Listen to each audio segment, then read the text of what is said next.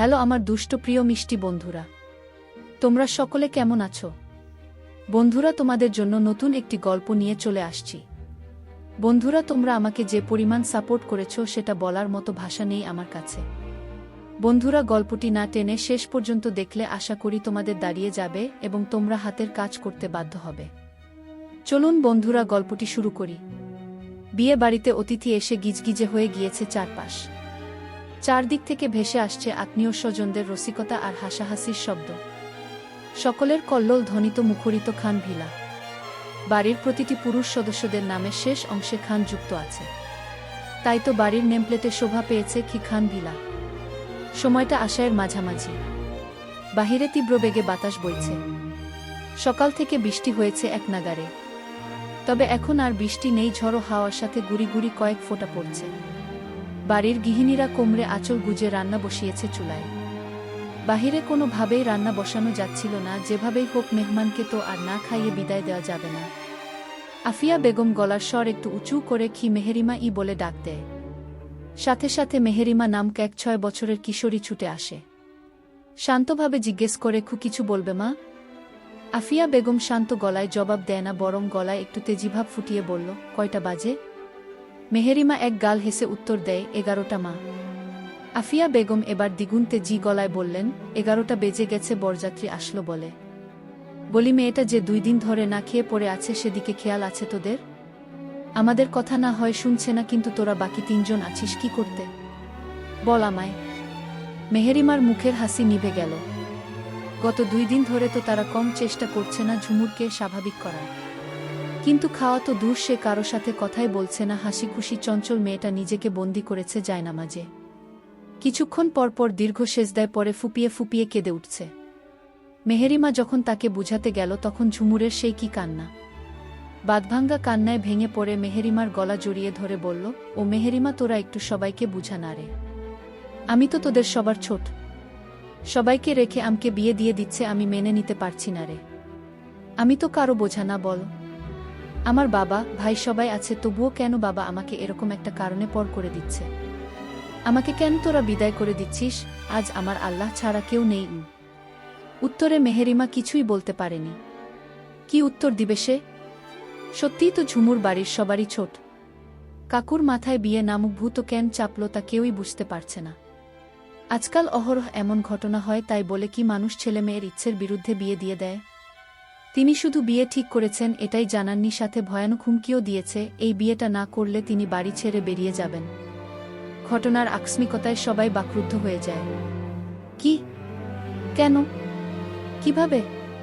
কারো সাহস হয়নি জিজ্ঞেস করার।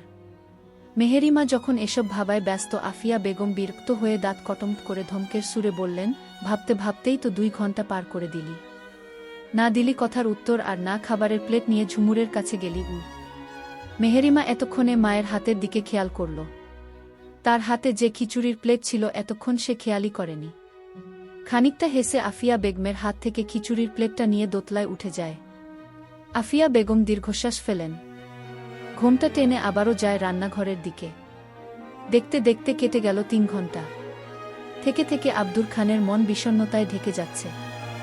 সকলের একটাই কথা, তিনি ভুল করছেন। মেয়েকে বিয়ে না দিলেও হতো, কিন্তু তারা কি করে বুঝবেন একজন বাবা কতটা চিন্তা করে মেয়ে নিয়ে? কোনোভাবে যদি মেয়ের চরিত্রে দাগ লেগে যায় তাহলে তিনি বেঁচে থাকবেন কি করে? বসার ঘর থেকে উঠে ঝুমুরের রুমের দিকে যান তিনি। মেয়ের এখনকার অবস্থা তার অজানা নয়, কিন্তু তিনি আজ অসহায়। বড্ড আদরের মেয়ে তার। তিনি স্বপ্নেও ভাবতে পারেন না তার মেয়েকে কেউ তুচ্ছ তাচ্ছিল্য করবে, অপমান করবে। এখন না মানুক, কিন্তু অবশ্যই একদিন ঝুমুর তার সিদ্ধান্তের উপর খুশি হবে। ভাবতেই ভাবতেই তিনি ঝুমুরের রুমের দরজা হালকা খুলে ভিতরে যাওয়ার জন্য প্রস্তুতি নিচ্ছিলেন। ঠিক সে সময় চোখের সামনে ভেসে উঠে মেয়ের বিধ্বস্ত রূপ। ঝুমুর তখন জায়নামাজ গুছিয়ে উঠছিল। বাবা মেয়ের চোখাচোখি হতেই ঝুমুর শান্ত অথচ কঠিন এক হাসি দিল, যার অর্থ, ও বাবা, এত ভালোবাসা দিয়ে বড় করেছ মেয়েকে এত দুঃখ দেওয়ার জন্য? তোমার কথা তো আমি কখনো ফেলিনি, তবে কেন তুমি এত নির্দয়ের মতো ব্যবহার করলে বাবা? আব্দুর খান আর ভিতরে যায়নি। কষ্টে তার বুকের ভেতর মুচড়ে উঠে। জীবনে প্রথমবার তিনি মেয়ের চোখে নিজেকে অপরাধী রূপে আবিষ্কার করে। কোনমতে দুর্বল শরীরটাকে টেনে নিয়ে আসে নিজের রুমে। মোবাইলটা সোফার সাথে লাগোয়া টি-টেবিলের উপরে রাখলেন। সোফার সাথে হেলান দিয়ে আতশোয়া হয়ে চোখ বন্ধ করে নেন আব্দুর খান। নিজের ৪৮ বছরের জীবনে মানুষ চিনতে যে তিনি এত বড় ভুল করে ফেলবেন হয়তো স্বপ্নেও ভাবেনি। 2 ছেলে আর একটি মাত্র মেয়ে তার। কত আদরে ভালোবাসায় বড় করেছিল মেয়েকে। মেয়েও তার কথার বাহিরে কোনোদিন এক পাও ফেলেনি। মেয়ের জীবনে এই করুণ দশা তিনি মেনে নিতে পারছেন না। বন্ধ চোখের কোল ঘেঁষে এক ফোঁটা অশ্রু গড়িয়ে পড়ল। কয়েক জোড়া চোখের দৃষ্টি তার পানেই নিবদ্ধ। লতিফ খান এবার আর চুপ থাকল না, প্রশ্ন ছুড়ে দিল আব্দুর খানের দিকে, এসবের মানে কি আব্দুর? কিছু তো বল। কেনই বা এত তাড়াহুড়োতে বিয়ের বন্দোবস্ত করলি, আর কেনই বা ছেলেপক্ষ বিয়েতে আসবে না বলে দিল? তোর মেয়ের জীবন কি এত সস্তা? আমার মেয়েদের আর তাকে কোনোদিন আলাদা চোখে দেখিনি। বড় আব্বু বলে ডাকে আমায়, কত আদরে মানুষ করেছি তাকে, আর তুই কি করলি? এত অমানুষ কবে হলি তুই? সারা বাড়িতে ড্রয়িংরুমের আলো আর লাল নীল মরিচ বাতির আলো ছাড়া আর কোনো আলো নেই। বাড়ির মহিলারা তখন অন্ধকারে বসে উৎসুক হয়ে তাকিয়ে আছে ড্রয়িংরুমে অবস্থানরত পুরুষদের দিকে। আব্দুর খান, লতিফ খান, ঝুমুরের বড় 2 ভাই রায়হান, রবিন আর লতিফ খানের বড় ছেলে নীরব, সকলের মাঝে এক গুমট পরিস্থিতি চলছে। কিন্তু না, আব্দুর খান কোনো উত্তর দিলেন না। তিনি বুকে চাপ দিয়ে ধরে রেখেছেন। প্রচণ্ড ব্যথায় অস্থির হয়ে চোখ বন্ধ করেন। শুকনো শুকনো ধোক গিলেন বারবার। একটু পরেই প্রচণ্ডভাবে ঘামতে শুরু করেন। কয়েক বুকের চাপড় মারেন তিনি। লতিফ খান বিদিষ্ট কণ্ঠে বললেন, কি হয়েছে তোর, এমন করছিস কেন? আব্দুর খান দুদিকে মাথা নেড়ে অস্ফুটে আওয়াজে বলল, জানি না।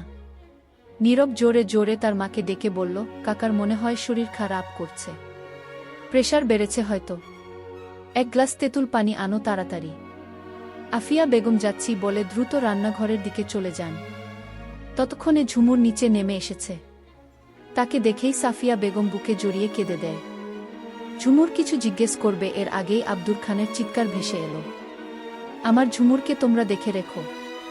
আমার পবিত্র ফুলটার গায়ে যেন অপবিত্র বাতাসও না লাগে। কথাটা পুরোপুরি শেষ করার আগেই তিনি বমি করতে শুরু করেন।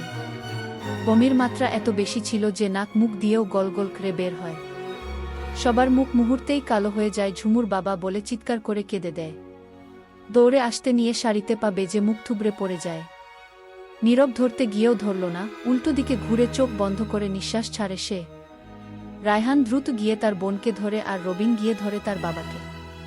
পা গুলের মতো করছেন আব্দুর খান। চোখ বড়বড় করে জোরে জোরে শ্বাস নিচ্ছেন, যেন এক্ষুনি তার প্রাণ বেরিয়ে যাবে। লতিফ খান দপ করে সোফায় বসে পড়লেন। তার চোখের কোণে অশ্রুরা চিলিক দিয়ে উঠছে। ততক্ষণে আফিয়া বেগম তেঁতুল পানি নিয়ে এসেছে, কিন্তু এখন আর খাওয়ার মতো অবস্থায় তিনি নেই। সাফিয়া বেগম পর্দা খামচে ধরে, মুখে আঁচল চাপা দিয়ে ভ্যালভ্যাল করে কেঁদে দেয়। নীরব একটু দূরে দাঁড়িয়ে অ্যাম্বুলেন্সের জন্য ফোন দিল। সবার উদ্দেশ্যে বলল, প্লিজ কান্নাকাটি বন্ধ করুন, এত অস্থির হওয়ার মতো কিছু হয়নি। কান্না কি আর কমে? ঝুমুরের চিৎকার করা কান্নার শব্দে যেন কান ঝাঝা করে উঠে। অস্থির হয়ে নিচে বসে বসেই কাঁদছে সে। বিড়বিড় করছে, আমার জন্য, শুধু আমার জন্য বাবা অসুস্থ হয়ে পড়েছে। কারো মুখেরা নেই। বিয়ে বাড়ির হাসি খুশি পরিবেশ কি নিদারুণভাবে বদলে গেল।